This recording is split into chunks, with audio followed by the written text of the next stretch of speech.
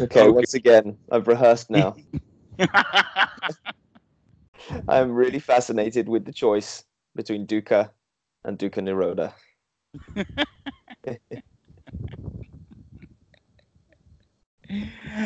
And you're beginning to see that choice So clearly, is part of the mix. It's there all the time almost. yeah, and it's such a game changer. What does that do to the way that I was told things are? When actually it's a choice. I'm sorry, what was that you just said? When actually it's a choice. What does that Mm-hmm. do to the way that I was told that things are, the way that I was told that things work, Mm-hmm. the world and me? And actually, it just comes down Yes. to a simple choice. Very, Ex- very strange. There's kind of a spooky feeling to it.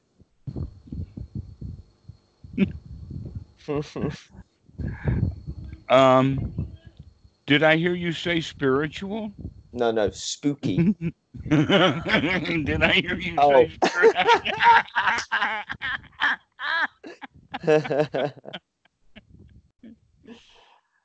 No, I haven't got time for that crap. It's like it's a feeling in me of just like things aren't what I thought they were, or things don't work the way that I thought they did.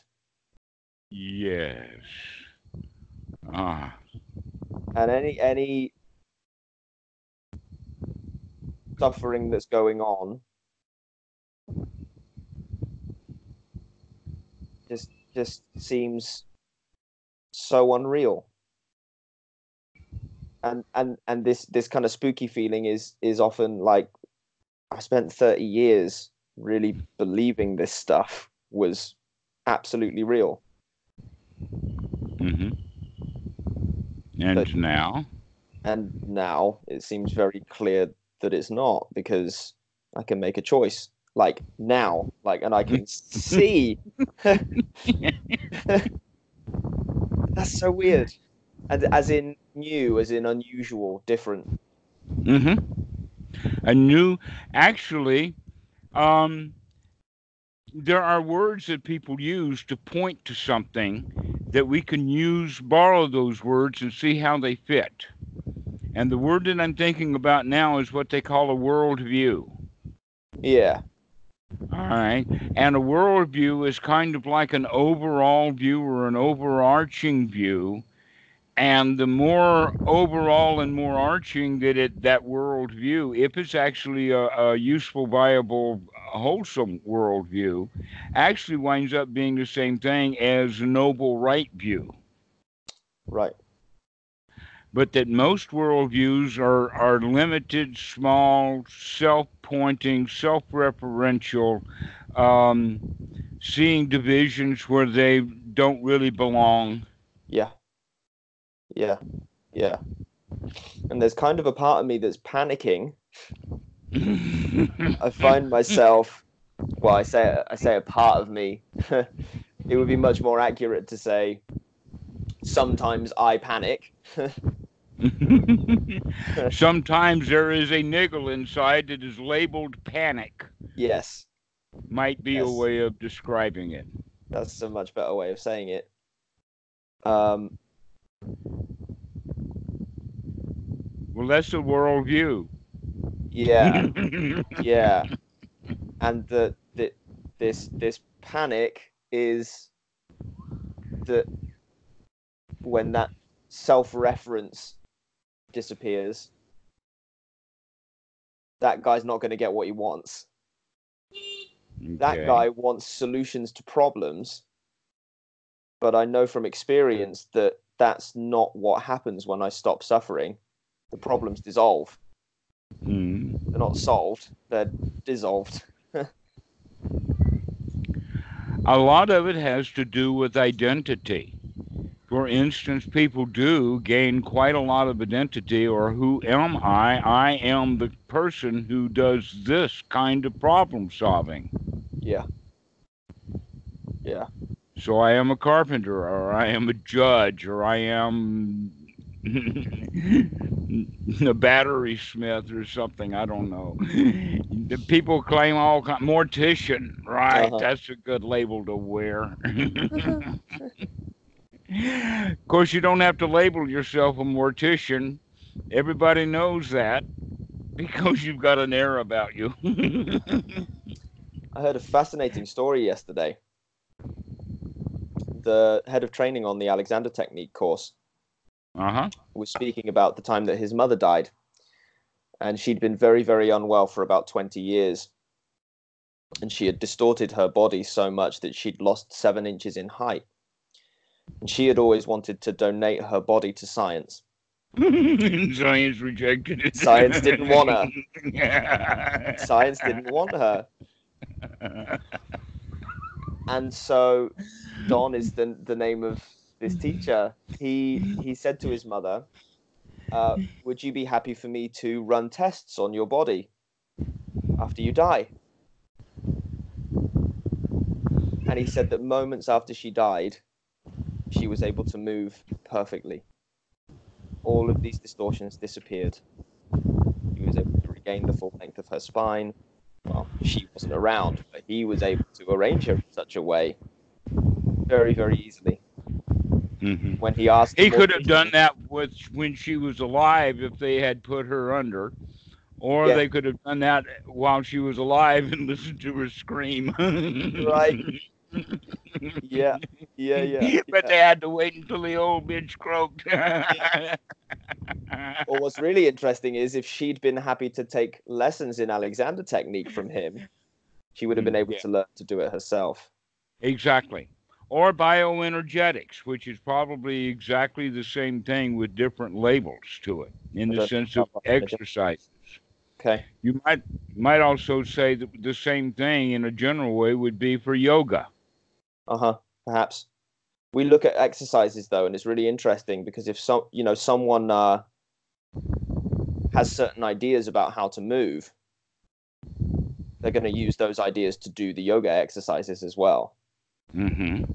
So if there's some distortion, say, along the spine, well, that distortion is going to follow them right into yoga class and right back out again. Yes, that's exactly true, unless the teacher is not going to listen to them when they say, oh, I can't do that. Oh, yes, you can. Listen closely. Interesting. You think the teacher would be able to overcome the students' wrong ideas about how to move? It depends upon the relationship between the teacher and the student. Okay.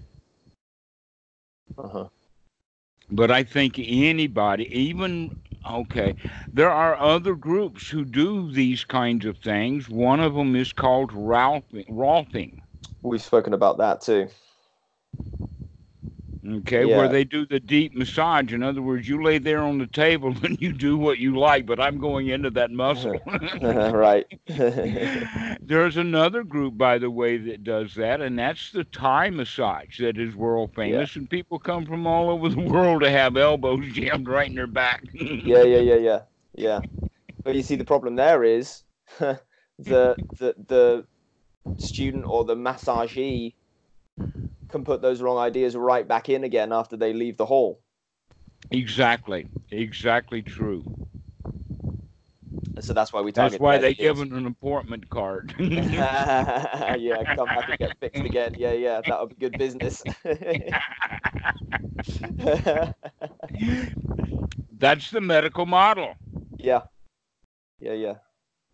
In fact, I have exactly the same model as Walmart or Tesco, Lotus, or whatever, and that is a repeat business. Yeah. You want to keep them coming back and coming back and coming back. Pharmaceutical industry also is like that. Yeah. That's why the Buddhist technique is so weird, is because we want you to really get it and get out. Go give this genuine gift to somebody else already. Yeah. So, you were going back to, though, the issue of the panic. Yeah, and it's certainly not strong. but it seems to be a reason for me to sometimes continue to choose dukkha. There seems to be some attachment to dukkha, and it feels kind of self-righteous. All right. Like that if I don't cling to it, I'm not going to be able to solve the problems, because I need the dukkha as the fuel for solving the problems. When actually, if I choose not to suffer, problems just aren't even on the radar. Right. It's not right. Exactly so. So actually one of them is kind of the remnant of the old way of doing things, where in fact, at least intellectually and half the time down at a deep emotional level, you realize that that old way of doing things was taught habitually, not to just you, but everybody who loves Pink Floyd. Yeah. They all know that song, all right? Mm-hmm. And you've been living that song. Your daddy is still singing that song to you. Less and less. And less now. Okay, that's good. So that's the whole idea, that there is a deeply buried layer of social training that we gladly, as young children, clung on to, because it was our way at that age was of understanding the world. So we take it on as a set of rules and a way of doing things. Yeah. Well, even survival, right? Like mummy and daddy won't approve unless I. Mm-hmm. Yeah. So in fact, the way that it's stored is with the very emotion that you had, Huh. that you just mentioned. Surprise, surprise. Okay, exactly. And that they've actually chased all of this down to the actual area of the brain called the cerebellum, which is in the back. And the surprise is, at least to me, was this is the largest, densest collections of neurons in the entire brain is in the cerebellum. Oh, wow. And that it's there to store memories, but they're stored with emotional baggage. It's almost like the index of the file of that memory is the feeling. Right. Cool. That you cannot even access that file without knowing the feeling that is associated with. Yeah. Wow. And so as we remember, actually, as we even see things in the here now and we begin to process them, we will use old sankaras, so that as we process it to figure out what it is, actually the likelihood of the feeling that arises will be a feeling that's associated with the sankara that's already of the habit. Yeah. And so as we create an image, the image that we create is already polluted by our own memory system, Guilty. giving rise to the same old feelings over and over and over again. Mm-hmm. Okay. And isn't that amazing that we can actually figure out how the mind works and say, wait a minute. Yeah, that I even have a voice in the matter is just incredible. Mm-hmm. Yes, if we figure out what's going wrong, then we can figure out how to avoid it.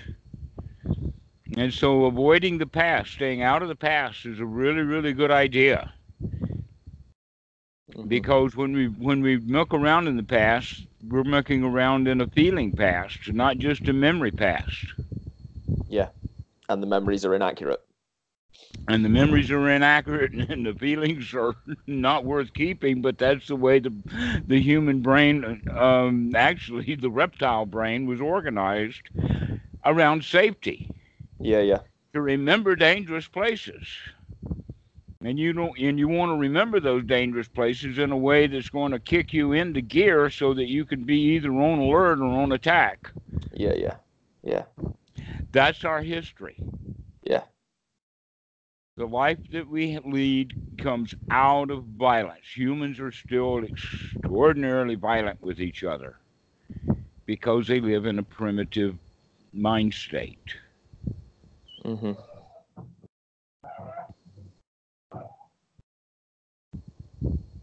So let's not go down memory lane about military service and just say, never mind, let's deal with this stuff that comes up right now, here now.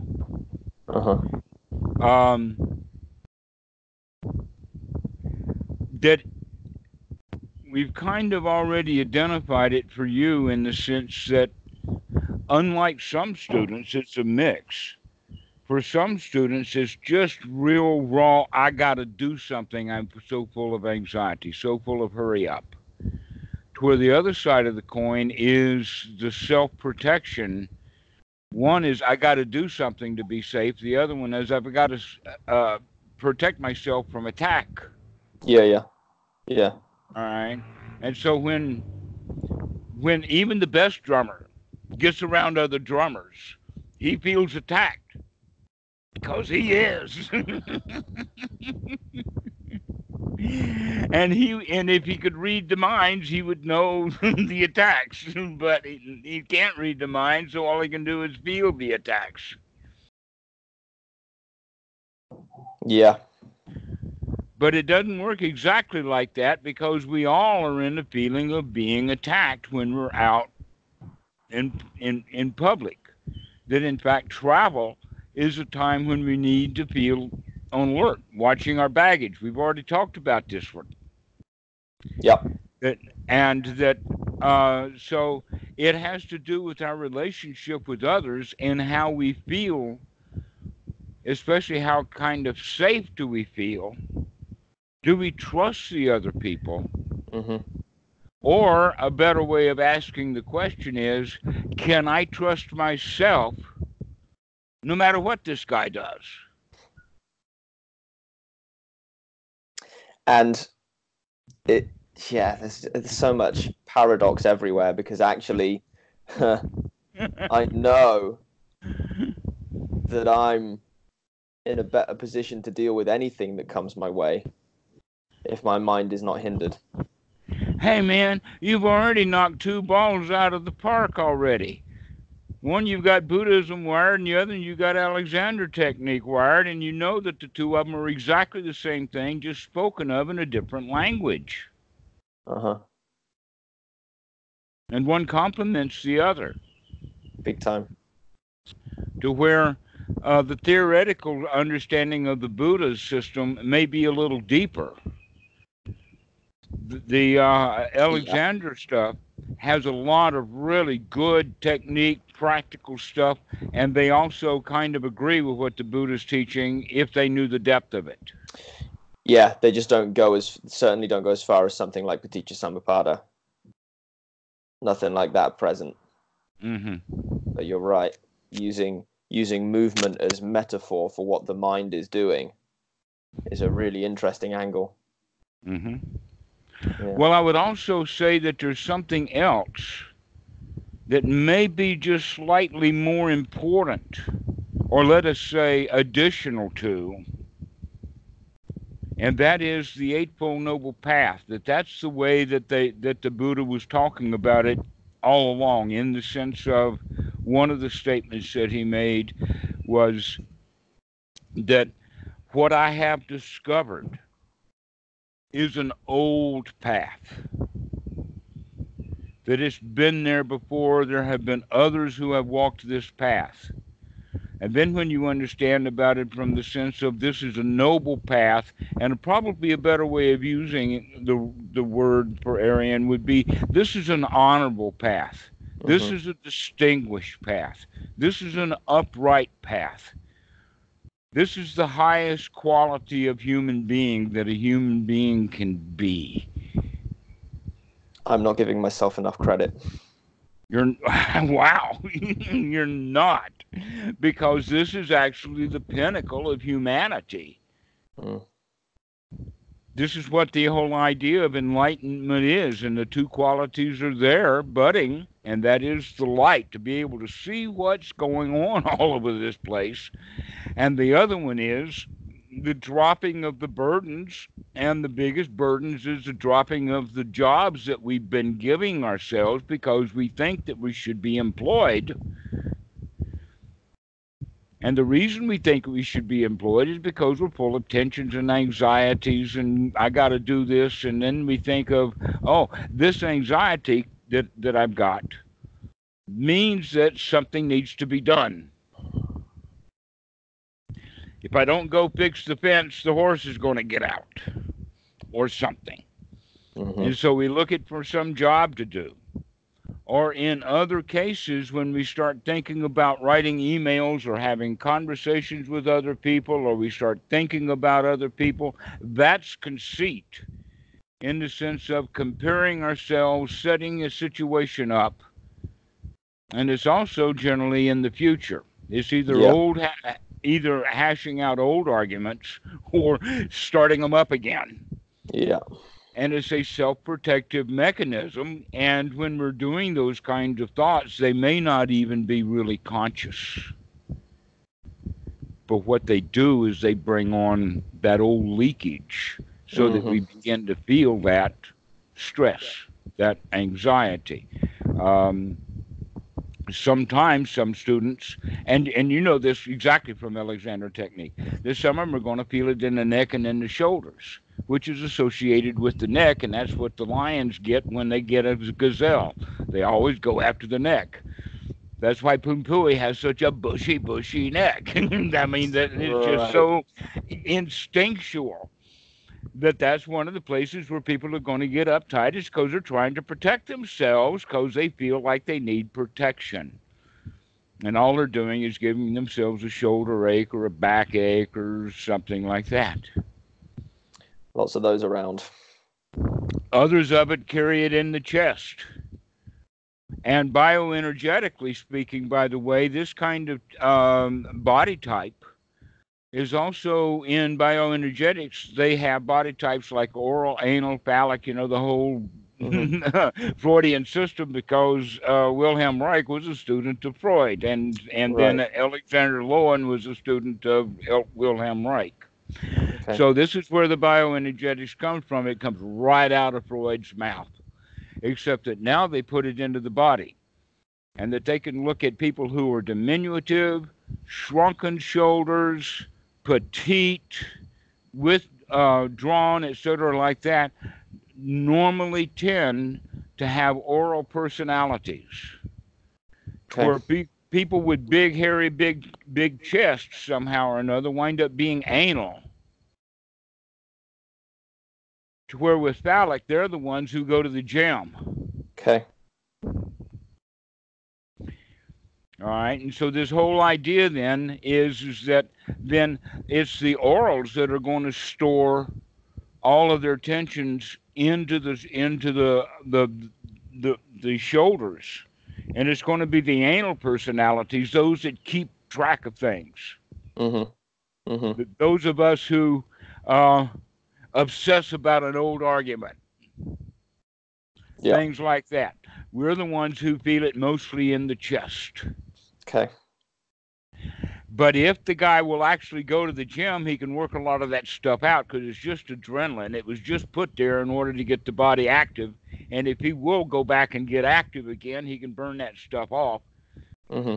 That's not the right way to do it, but it certainly does alleviate the symptoms. Okay. And the surprise is that as early as 1980, they understood the relationship exactly with this point in the sense of clinical depression. Because clinical depression, the methods of dealing with it wound up in 4 big categories. One was therapy. You sit down with a therapist and you talk about your depression. The second kind is, let's get this guy some pills.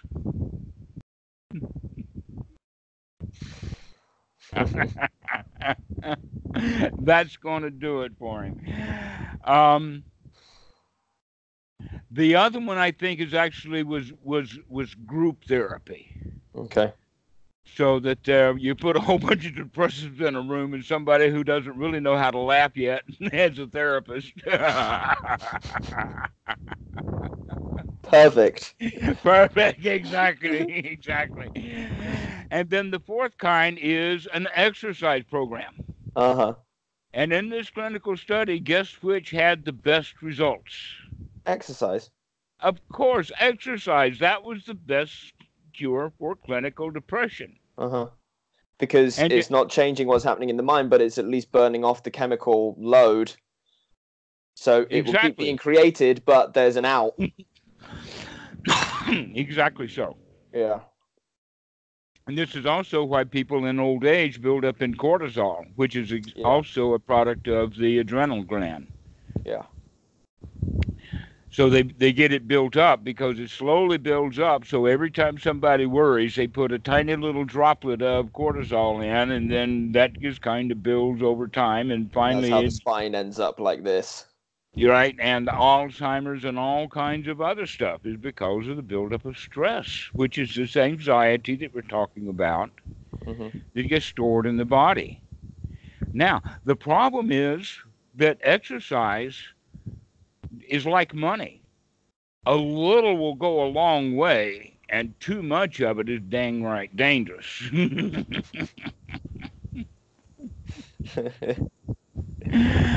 And so that's what happens is that they get to be, oh, I feel good now. Oh, wow, I got to come back to the gym. And then they get into Yeah. and the next thing you know, they're pumping Yeah. iron. Yeah. Right. And they got arthritis by the time they're 45. Exactly so. Exactly. Yeah. Exactly so. Um, But under ordinary circumstances, we need to figure out how to deal with this anxiety whenever it comes up. Mm-hmm. Okay. Here's something. One of the things is when we've got good sati, Mm-hmm. when we can remember to watch for it, then we begin to set up a bunch of clues about how to look for it and where it's going to be. All right. An example with uh, Ferdinand is around food, Mm-hmm. but other people have it around food. You can, in Mm-hmm. fact, understand it because that comes right out of our biology. Yeah. Notice the way that a dog will behave if he gets a big bone or something. He will pick it up and he'll carry it away. He'll sneak off with it. Okay, that means that the dog feels unsecure in eating that food where he found it.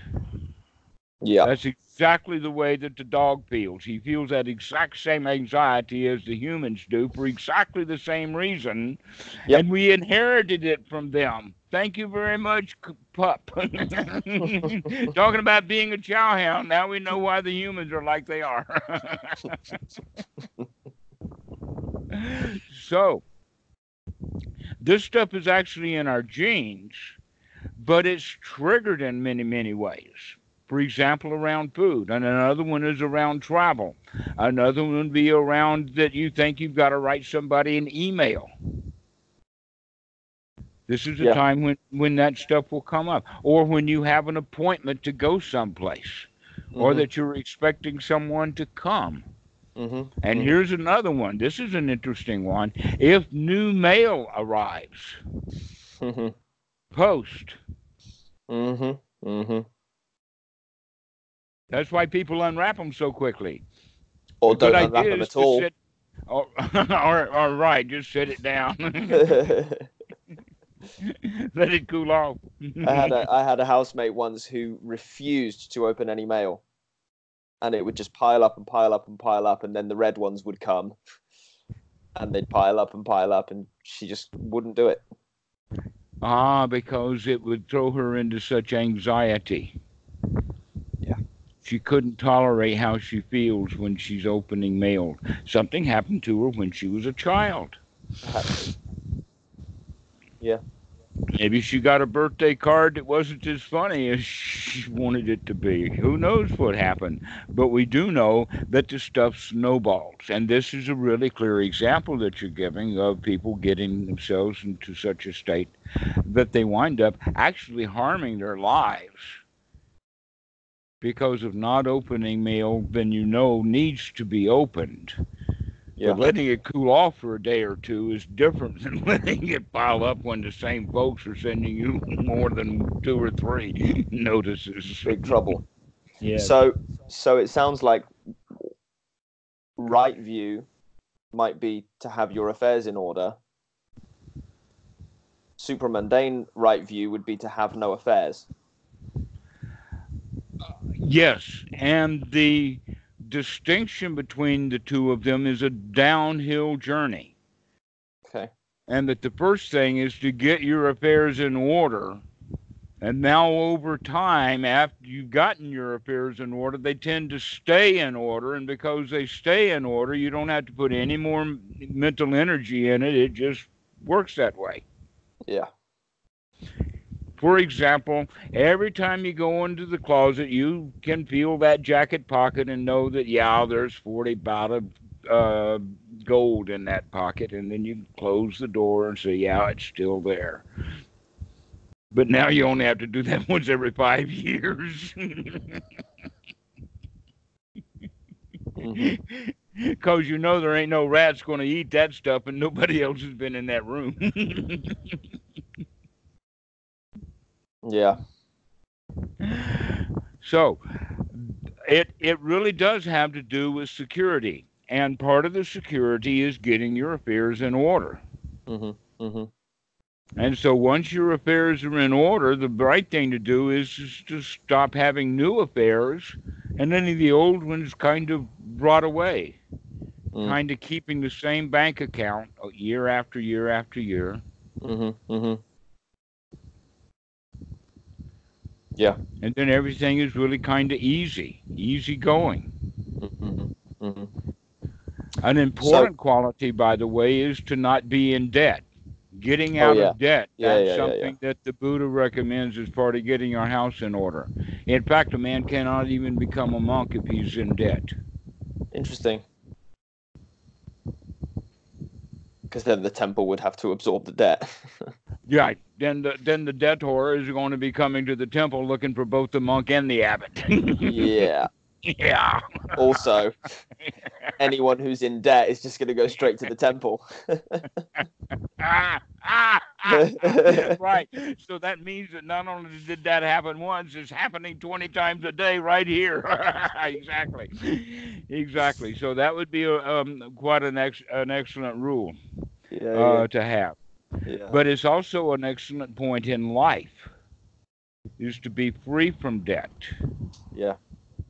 That in fact it's so important that the Buddha uses that as an example for hindrances.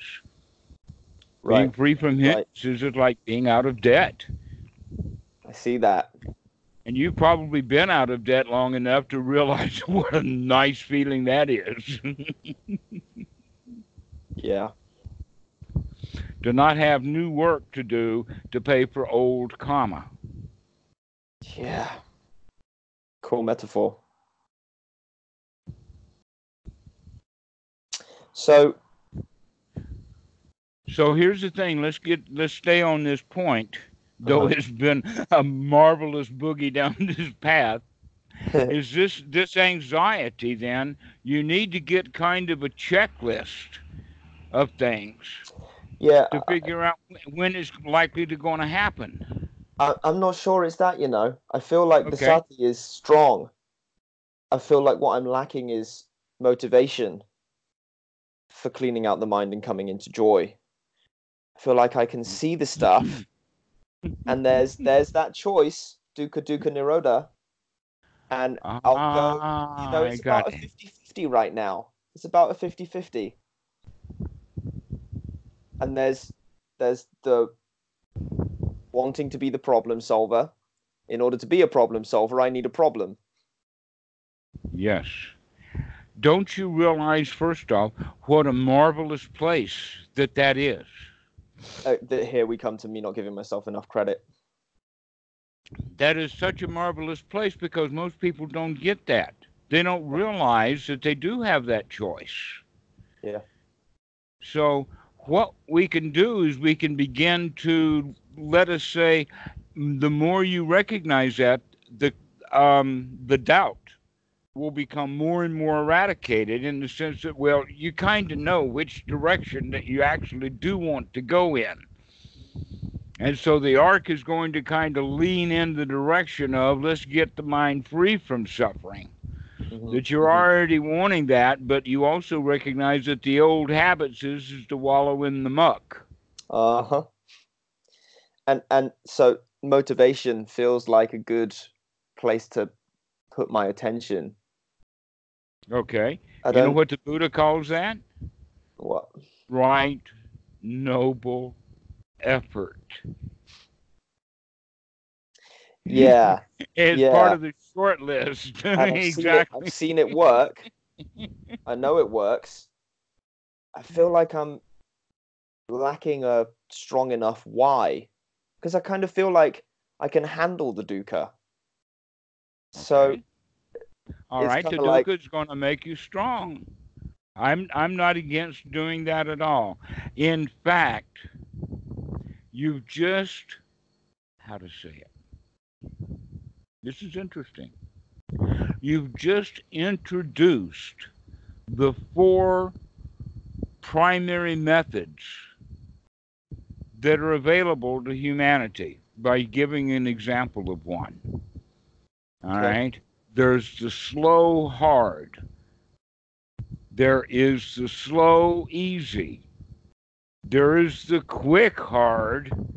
And there's the quick easy. Now, if you count the Buddha's time, from the 6 years from the time he left the temple to the time that he figured out that what he was doing was wrong, if you count that as part of his journey, then you can say for sure he was on the slow. But if you think of it from the point of view of once he recognized that what he had been doing was wrong, that the only thing he got out of it was some marvelous skills. Let's put those skills to work, find out what the problem is. You can see the Buddha is a really clear example of the quick easy. He was ready for it. And there are some that are ready for it. I would say another example of that would be the Dalai Lama, an example of the quick easy. Right. Because he was trained, I love this story. If you were a mom living way up in the mountains and a bunch of guys came in red robes ringing bells and chanting stuff that you don't know and say, hey, some lady, we like your kid. He's really nice. Can we have him? What's the lady going to say? Exactly. If those same guys come up and say, lady, we have been searching for so long and we have finally found him. Your son is so magical. Can we test him? And naturally, this kid's going to pass every test. And they say, oh, this man is so wonderful. He's so magical. He is going to be the light of the world. And you're going to be so famous to be the mom of the light of the world. Can we have your kid? Now, how long has that scam been going on in Tibet?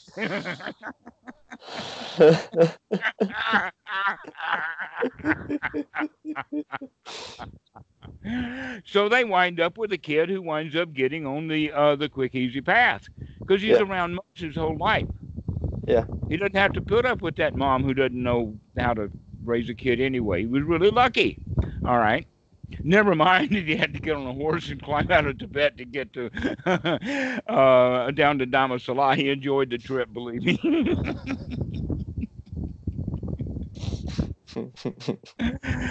But you're talking about the slow easy.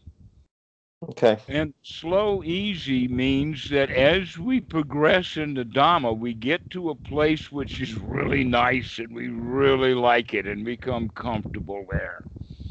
And then eventually something comes by and kicks us in the backside and says, wait a minute, there's more to do. Mm-hmm. And believe me, that's exactly what happened to me several times. And the last time that it happened that's, let us say, remarkable is when Ajahn Po put me back to work as teaching. Because I've learned so much Dhamma in the past 3 years by having so many conversations with guys on the internet. Before I was teaching 10-day meditation retreats, and it was the same retreat more or less over and over and over and over again.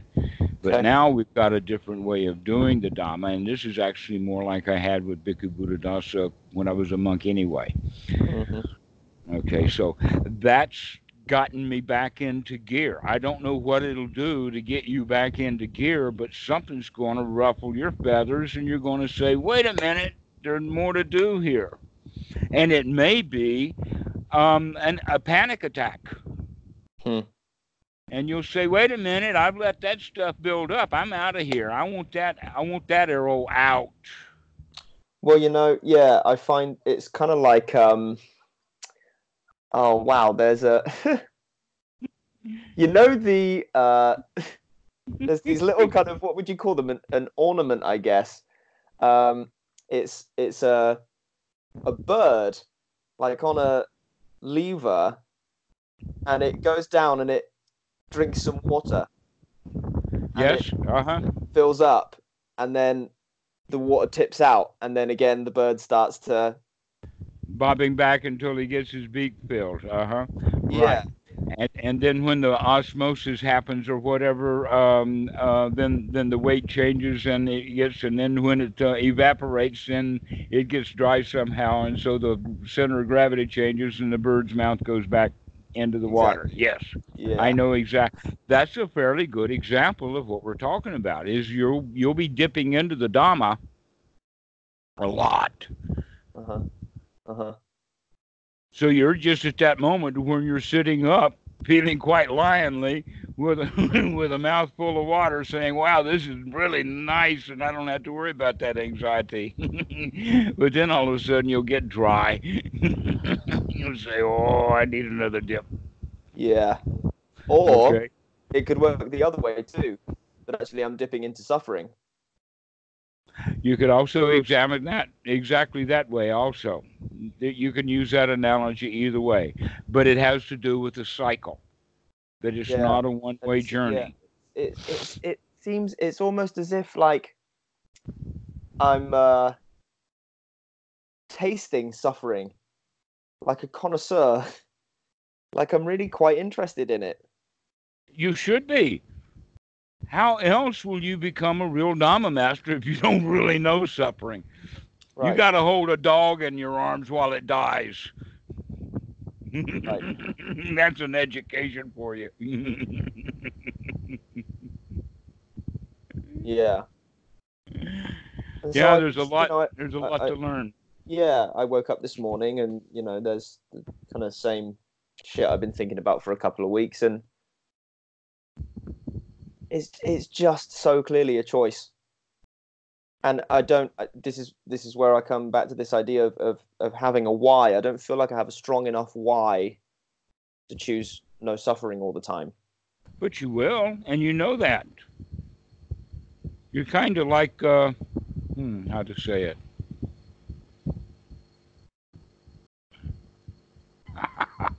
It's kind of like saying that you want a little vacation from the Dhamma, and you haven't heard the song "Every Day's a Holiday."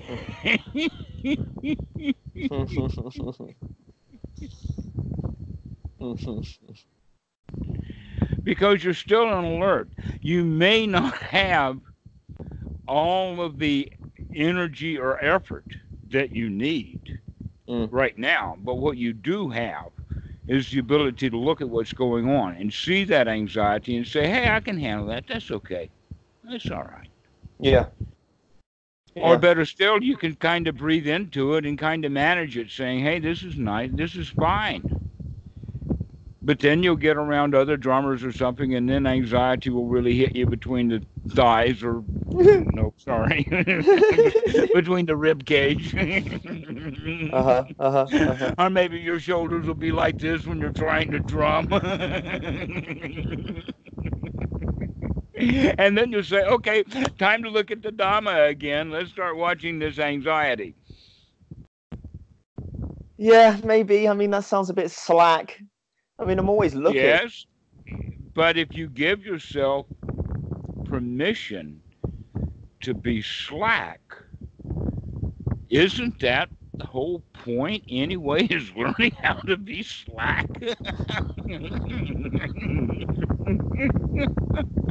When is it going to be satisfying? When is it? And you're saying, hey, you're reaching a level of satisfaction. Isn't that marvelous? Yeah. Yeah, it is. I see the expression on your face. It doesn't look like a marvelous expression. Now Well, that does. yeah,